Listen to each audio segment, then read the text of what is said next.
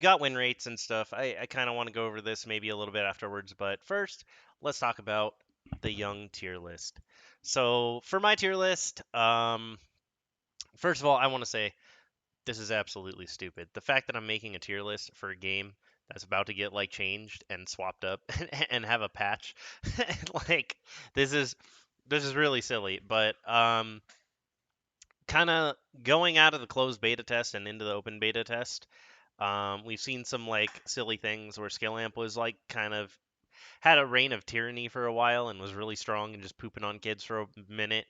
But eventually, Nadine decided to pop up, and I think Nadine is probably one of the best characters in the game because if you can play her like really well, you shouldn't be losing too many duels. Starting crossbow or bow, that's probably going to change when Hyejin comes out and contests her in archery range a little bit, but I still think Nadine's one of the strongest characters in the game, if not the strongest characters in the game, just off of like her base kit and ability to scale and her good weapon starts. Like everything's really good.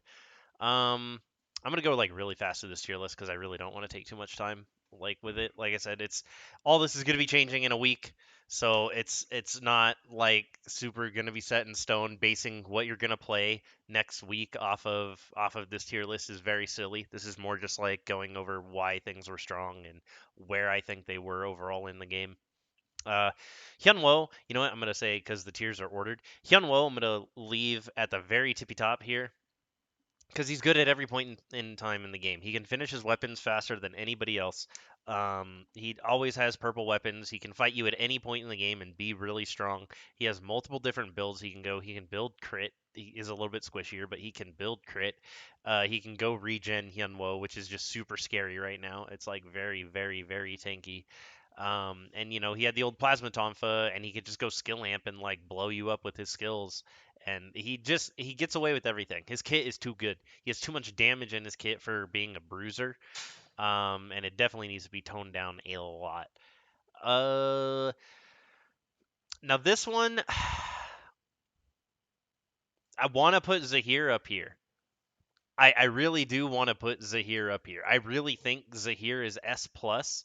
Realistically, he's in S tier because no one can play him that well yet. But I actually think Zahir is an S plus tier hero because not only is he super super super uh strong in terms of like his early game potential and like scaling because he can swap into crit late game. He doesn't actually have to fall off and rely on skill amp the entire time. So it's really easy to build early for just like some raw damage, and then you just kill people building a crit build into crit late game, and then you can actually just blow people up. I think normal attack damage might be a sick build. I haven't gotten to try it too much. I ran out of time. Hey, summarize this game for a new viewer like myself, please. It is a battle royale MOBA. That is the best way to describe it. It has a crafting system where you run around and you open up little loot boxes. Like you run around and loot things, right? And you pick out stuff and you craft items like you would in any kind of think of League of Legends, but instead of going to the shop to buy your stuff, you just find all the components around the map and you build your items out of components around the map. Kind of like Battle Right. Yeah, if you played Battle Right, it's like a little bit more complicated Battle Right. Exactly. Yeah, it doesn't have WAS movement. You still click around. Um, I will say Battle Right did a very good job on making it to like picking up abilities and leveling up stuff like that. It felt really good and simple to pick up. I do enjoy that this game has a lot of complexity in its builds, and because you can completely change up your route where you start on the map. There's like, 10 different places, and you're like, well, where do I want to start if I want to build this? Where do I want to start if I want to build this? What's the route I could take? Maybe I could swap my route midway. Like, there's a lot of ways to adapt. Now, it sounds good. Already in its beta. Yes. The closed beta just ended, and the open beta is opening up next week. The matchmaking servers will be up at specific times, but you'll be able to have custom games. I'm going to be running in houses. Essentially, I'm going to be running North American custom games like 24/7. So I'll be like throwing up a lobby and then people can come join in, and then I'll start up the game, and then whenever I get out of the game, I'll just make another lobby. If they fix and make a spectator mode, I'll actually do some games where I'm spectating and like commentating a bunch of the matches and showing what the higher level players do, because I've already done like a side by side of like myself and one of the other high level players, and shown like our different builds. I did like a test build versus his really good Nadine build and showed like where I fell behind and where he got ahead. And then I did one where we both did a health regen build on different characters and where we both ended up at the end of the game together. So it's really cool. There's like a lot of I want to say there's a lot of good skill variants and what's the word I'm looking for? player player diversity. Like if you see someone, you know, like, oh, that's how this player plays the game, so you know how to play around the player, not so much the character that they're using. um so different people will play the same character differently, which is really cool. Do you think a lot of people pick it up for open beta? I'm assuring Battle Right vets are also playing this. There might be more people picking it up because the servers will be open for custom games the entire time. Right now, the community's been a little small because it's been closed beta, which anyone could really get in. You just have to go join the Discord and get the key.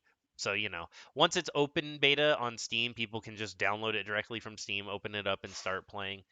So we'll see. The population might not pick up a lot initially at first, but I think it'll grow to be pretty decently sized.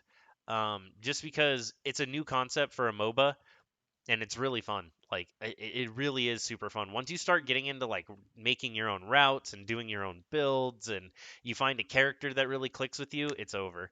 Like you're just done. You're addicted. But let me get going onto the rest of the tier list here.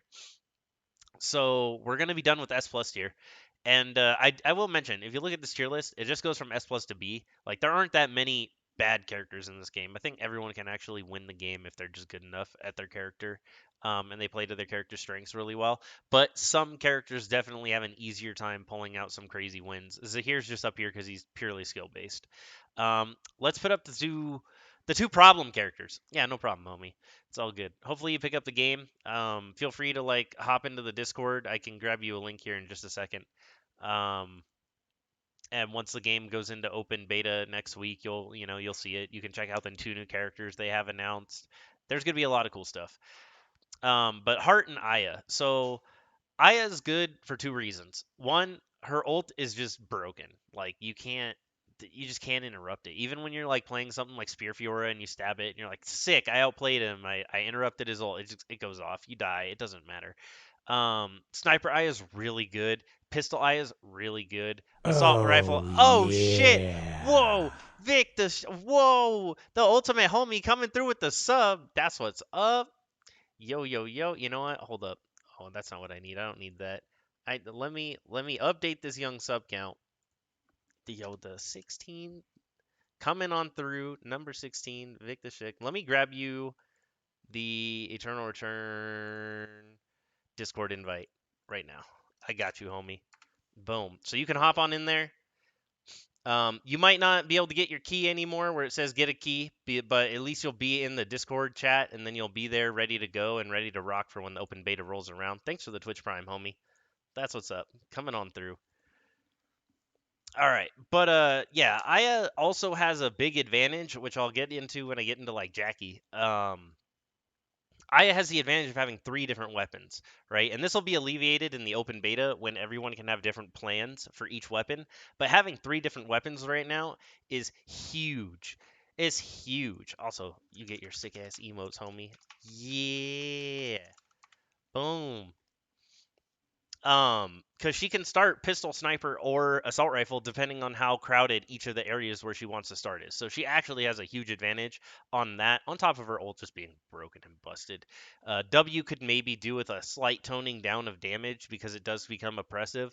If you don't have like a lot of good regen, like it feels like her auto attack and or her Q just hits you so hard as Sniper Aya. Like she just chunks you. She's overall it's not, Aya players get a lot of hate because people say like she's pretty brain dead and stuff. And to an extent, they're not wrong. She does have a lot of really easy mode stuff in her kit right now, but it also pushes her a little too high. If they toned her down a smidge, she'd be okay. And that really goes for Heart. as well. Like Heart is definitely up here in the top of S tier because I think her damage numbers are just a smidge too high. Honestly, the way to fix her is to just lower her bases so she can't go like on a huge rampage as early. Even maybe not even her bases as a character. Just lower Bohemian's base on skill amp. Like or if that's the problem in addition to her base stats, maybe it needs to be toned down a bit. But like the fact that E just does so much damage, it's on such a low cooldown, on top of Q, on top of D. Like she has so many ways in her kit to just utterly destroy you early to mid game.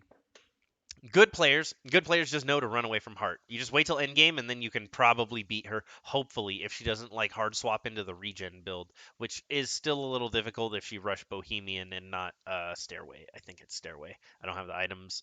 I don't play Heart. I think it's Stairway though. But overall, if they got toned down a little bit, they would be reasonable, right? It's like Hyunwoo just needs to be toned down a little bit, and he'd be reasonable. I think Nadine and Zahir being S plus in the game is probably okay because they're both kind of hard to play. That's not to say Nadine's builds don't need to be nerfed a little bit, but I think these two being up here is all right, just because Zahir's like all skill shots, right? He has no way to really keep people in his ult for an extended period of time unless he catches them without their mobility. Like he can pump out a lot of damage, but he's also really squishy. So I think them being like the squishy caster AD carry mages in the game is pretty good. Hyunwoo shouldn't be up here. This man should be like taken down quite a few notches. He's tanky. He's like Lee Sin if Lee Sin had Diablo charge and percentage based health on top of it. But let's keep going. Let's keep getting this tier list rocking. I'm gonna put Jackie next. Jackie is really good here because she has axe build, which is incredibly strong, right? She has dagger build, which is incredibly strong. Shout outs to Shuix and his dagger Jackie running around just murdering people all the time. She has dual blades where she can go skill amp or crit. Um, and she has two-handed sword, which is kind of there. No one goes anyway. But she has the option of a whole bunch of different builds, which again is immediately really strong because if someone's crowding one area, she can just choose to go somewhere else and play a different build for that match and then build out properly and not have to worry about being contested on anything. Um, so she has a lot of versatility just in that alone. Plus, her kit's really good. It synergizes with all of her weapons. All of the weapon skills change how you play her. So it's actually really fun to like swap to Axe Jackie and be playing Axe Jackie where you have to like get your auto attacks built up and you slowly build up your auto attacks and then like your cooldowns come back up, you pop your weapon skill for a massive bunch of attack power, and then you just blow them up with like axe chops and like your chainsaw damage. There's so much cool stuff, and then you're playing like dual blades, and you got the little shing shing shing shing shing shing shing shing, right? So Jackie has a lot of really cool builds she can go. I think she's going to be one of the most popular characters in the game, honestly, just because she's really easy to play. She's really good for new players to pick up too. Just like build versatility and her kit. Like there's a lot of like decision making and risk reward. Like, do I run up and then bleed them in order to get the leap and then slow them, or do I just leap to get the bleed to get the damage to stick to them a bit better? Like there's a lot of ways to play her kit that require a little bit of like thinking yourself as a player. So she's really just good for new players to pick up. Overall, she's probably like the best middled character in the game. Next up, it's your boy Yuki. Um, I think Yuki will be a little bit better when two-handed swords are a bit better. As it stands right now, I'm putting him right here below everyone else just because like he has crit build and the crit build's really good. I feel like most of what happens with Yuki turns into a skill matchup with a lot of these characters. He could just poop on some of these other characters, but Yuki definitely is really good still. Don't get it twisted just because he's at the bottom of S tier thinking he's like, "Ah, he's bad." No, he's actually really good. He has the regen build he can go, and he can literally just kill anyone else once it's done, right? Except Hunwo. It turns into like this weird game of chicken where Hyunwo's trying to like dash bash you out of the ring, but you have to like dash his dash, so he dashes himself out and starts to lose timer. It's stupid. I like the way regen builds function, but they need a little bit more counterplay in solos/duos in order to be not so strong. Um, but otherwise, Yuki's really strong, and I think he'll never not be strong just because of the way his kit's built. He has true damage right on his Q and autos because he can auto Q and they both count.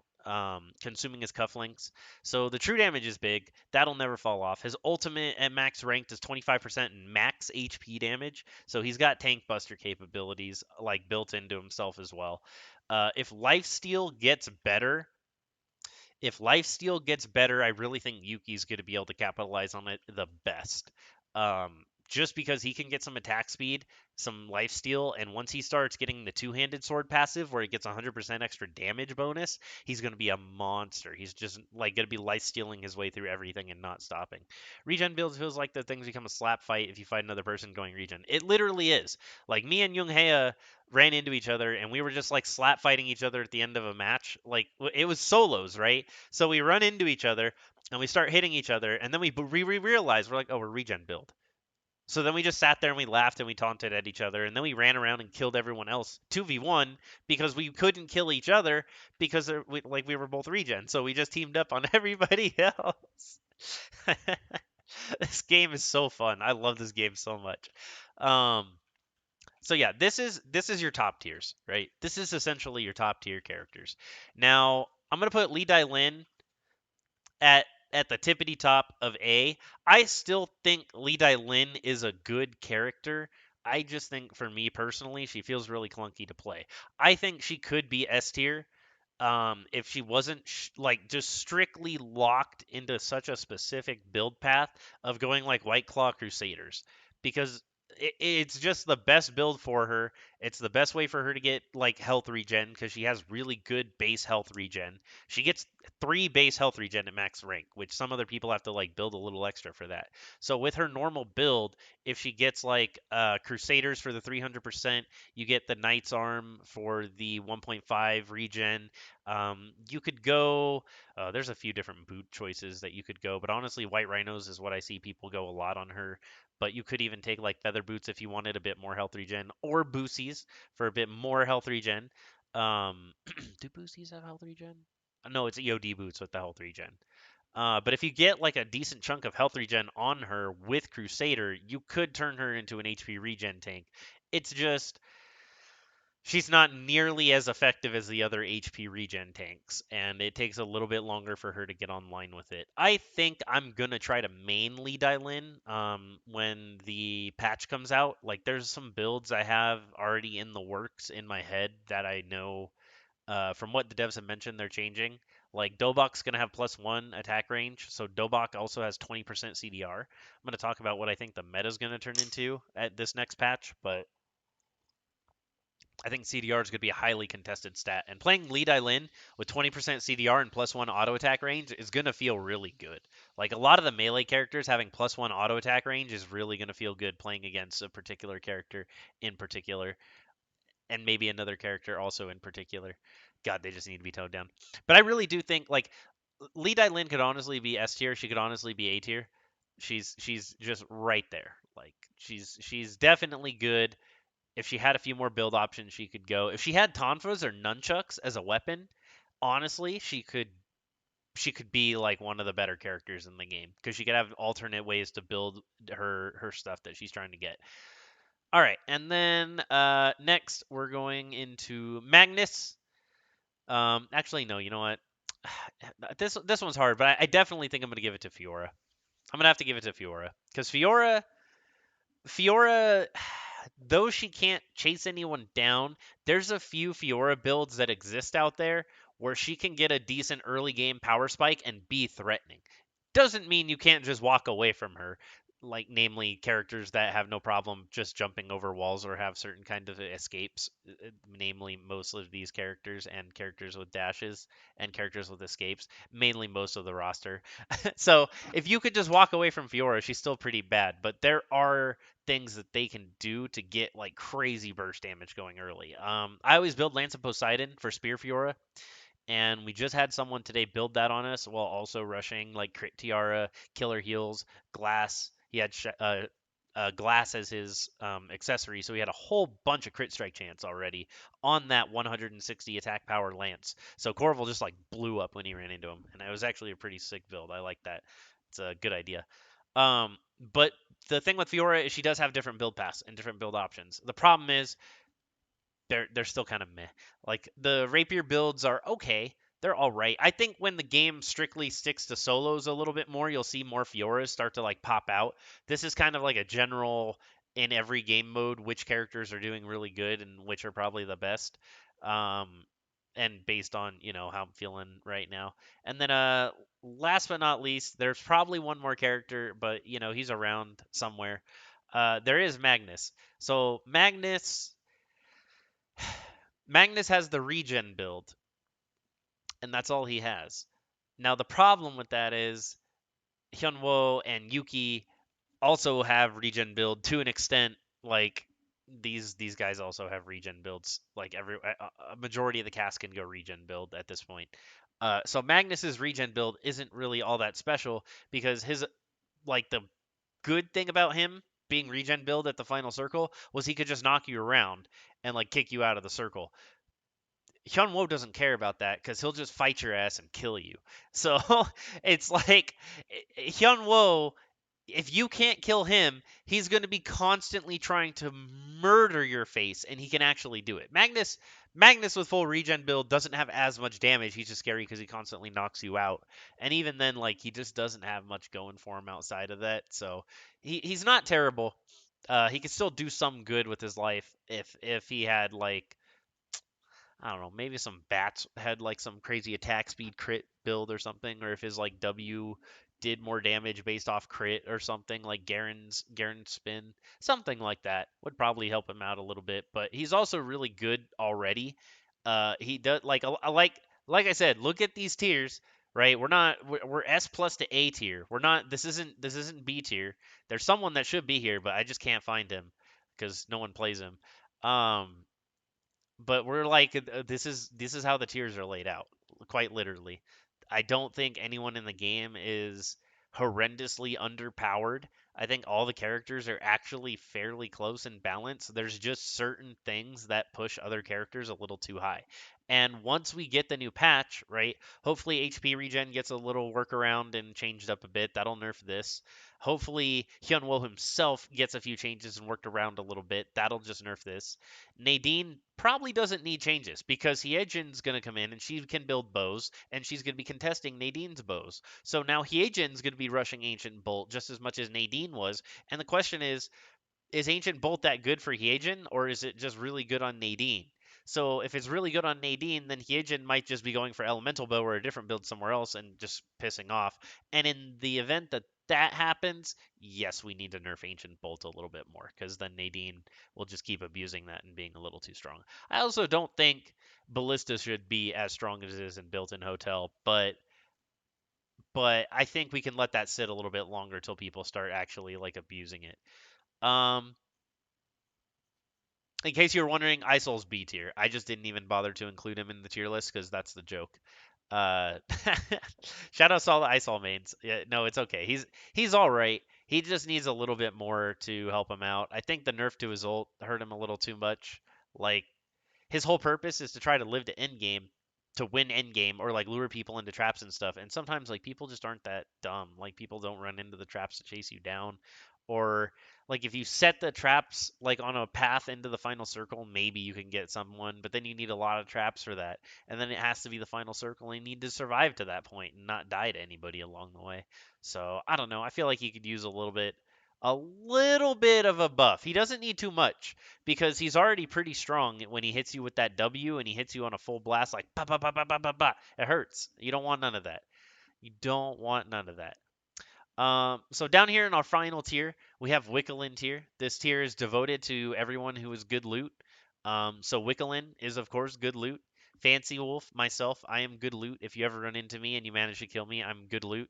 Skaz is here. Skaz is also very good loot. Shuix is included in the list, and Ramen. Everybody loves Ramen. Ramen might be B tier over loot though, maybe.